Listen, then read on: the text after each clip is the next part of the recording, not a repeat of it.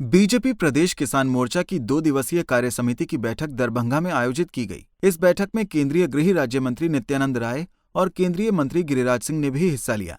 वहीं इस कार्यक्रम में दरभंगा और मधुबनी के सांसद सहित कई विधायक भी मौजूद रहे। वहीं केंद्रीय गृह राज्य मंत्री नित्यानंद राय ने कृषि बिल पर बहस करने की चुनौती तेजस्वी यादव को दी है। राय ने बताया कि कॉन्ट्रैक्ट फार्मिंग के साथ एमएसपी आने से किसानों को फायदा होगा। राय ने दावा किया कि मोदी सरकार ने किसानों को कर्ज से मुक्ति दिलाने का उपाय कर दिया है। खेती कौन करेगा? अगर हम कॉन्ट्रैक्ट, आपकी मर्जी है भाई, कॉन्ट्रैक्ट कोई बाहर से आके कोई नहीं देगा, आप भी कॉन्ट्रैक्ट बन सकते हैं, इसमें समूह बनाएंगे। उसको थोड़ा कंफ्यूजन में लोग डालने की कोशिश कर रहा है। बिहार वासियों को बिहार के किसान को जो किसी की बात को समझा नहीं।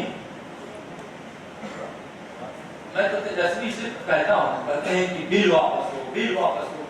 चैलेंज कीजिए कि बिल पर आप बताइए जनता को, हम भी बताते हैं। नहीं आप सामने आने का हिम्मत है तो हम अपने कॉम्प्लेक्स से बताते हैं, आप अपने कॉम्प्लेक्स से बताइए क्या कीमत है। और उस समय अगर कॉन्ट्रैक्ट फार्मिंग पे है तो जो व्यापारी इंश्योरेंस जरूर रहा है।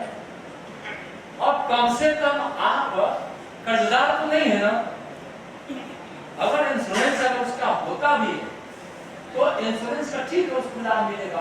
वही कई प्रतिशत जो निर्धारित है उससे ज्यादा फसल किसान होगा तो आप कर्जदार तो नहीं बनेंगे, फसल तो उसका भी चला गया।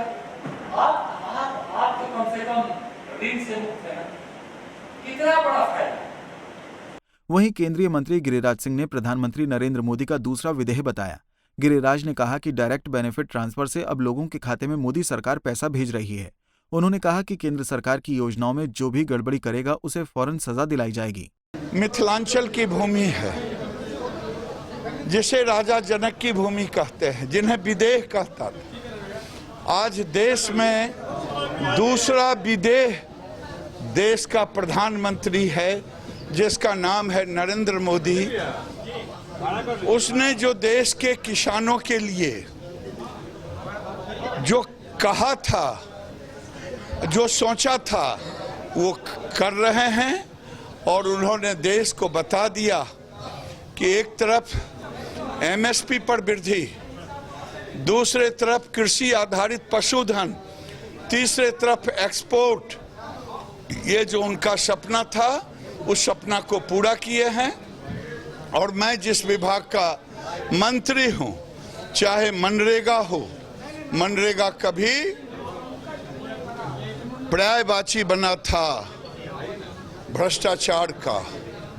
आज मनरेगा में जो कोई गड़बड़ी करेगा 100% डीबीटी जा रहा है। और जब आरोप होगा तो वो जेल जाएगा। ये मोदी की सरकार है। और कभी राजीव गांधी ने कहा था कि 1 रुपया हम भेजते हैं 15 पैसा पहुंचता है, लेकिन मोदी आज 15,000 करोड़ ही नहीं 15 लाख करोड़ डीबीटी किया। और 1 पैसा भी, चाहे किसानों के खाते में हो, चाहे जनधन के खाते में हो, चाहे विद्यार्थियों के खाते में हो, 1 रुपये का 15 नया पैसा नहीं बल्कि 1 रुपये का 100 पैसा पहुंचा। बिहार के किसानों की हालत तो दयनीय है। बाढ़ और सुखाड़ से किसानों की फसल को नुकसान उठाना पड़ता है। वहीं दलालों के चक्कर में बिहार के किसानों को एमएसपी भी नहीं मिल पाता है। इसलिए मोदी सरकार के मंत्रियों के दावे बिहार के किसानों के लिए खालिस जुमले की तरह हैं। पंजाब केसरी टीवी के लिए दरभंगा से सुनील भारती की रिपोर्ट।